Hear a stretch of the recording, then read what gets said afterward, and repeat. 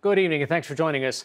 Pope Francis visited Ireland today, the first papal visit to the country in almost 40 years. He marked his first visit by acknowledging that church authorities failed in responding to rampant child abuse worldwide. The failure of bishops, religious superiors, priests, and others to adequately address these repugnant crimes has rightly given rise to outrage and remains a source of pain and shame for the Catholic community.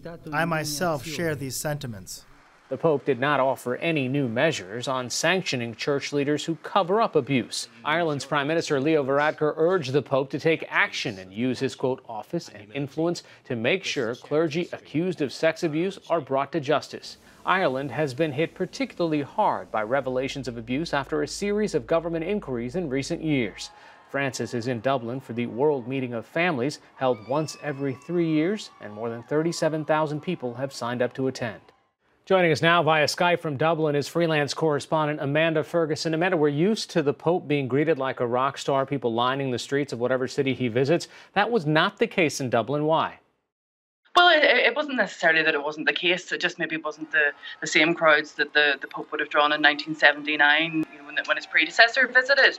Certainly there were large numbers of people lining the streets in Dublin, but also there was a large number of protests as well from survivors of clerical abuse wanting to make their point, about the abuse scandals that have rocked the church in recent decades. How much has the most recent abuse scandal made the news in Ireland? And put that in context of what Ireland has been through with its own abuse scandal decades ago.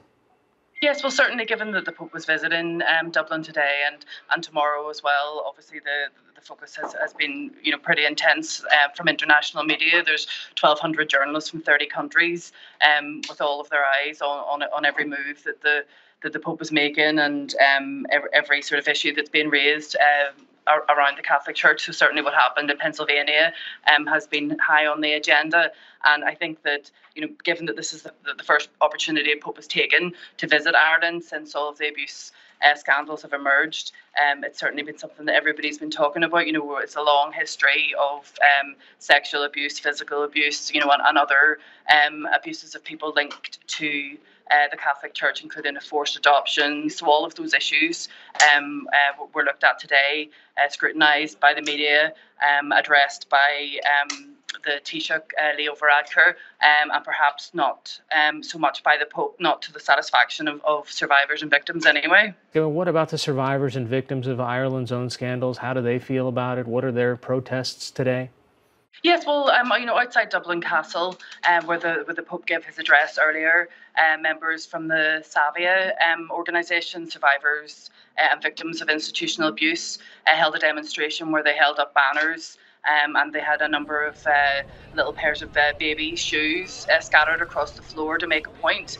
And a number of other sort of individual protesters were highlighting child abuse in the banners that they were using. But, alongside that, there was obviously people, there to support the Pope, people with Vatican flags, people, buying up the different sort of Pope Francis merchandise and giving him a welcome. There was painting on the roads, welcoming the Pope to Ireland in both English and Irish. So certainly, he remarked whenever he was at the President's residence that he had received a very warm welcome, but obviously there's been some sort of intense criticism as well. Tell me a little bit about what's been happening in Ireland in the recent past. We've seen these stories about how the political power of kind of the more liberal class are ascending. I mean, you have taken on topics like abortion and divorce and even gay marriage. And here he is this morning meeting with the leader of the country who's openly gay.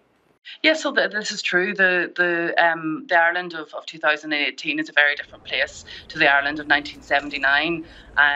Church and state are very much still linked within Ireland, but the sort of grip and the influence on the political classes that the Catholic Church used to have just isn't there to the same extent anymore. We've had two referendums recently where Ireland voted for same-sex marriage. It also voted for abortion law reform to give women reproductive rights, which are obviously against the teachings of the Catholic Church. And while many of the in the most recent referendum around abortion, while many strict, sort of very devout Catholics would have voted no in the referendum, there are people that go to mass and that people that consider themselves Catholic that would have voted for that sort of reform. So I think it's very much Ireland's face forward into the world as a very progressive place, and it'll only be set to continue, I think. All right, Amanda Ferguson joining us via Skype from Dublin today. Thanks so much. Thank you. Another war of words between the United States and China, this time over President Trump's decision to call off a meeting between Secretary of State Mike Pompeo and North Korean officials. Citing a lack of progress in nuclear disarmament talks, President Trump tweeted some responsibility to the Chinese, saying, quote, "I do not believe they are helping with the process of denuclearization as they once were."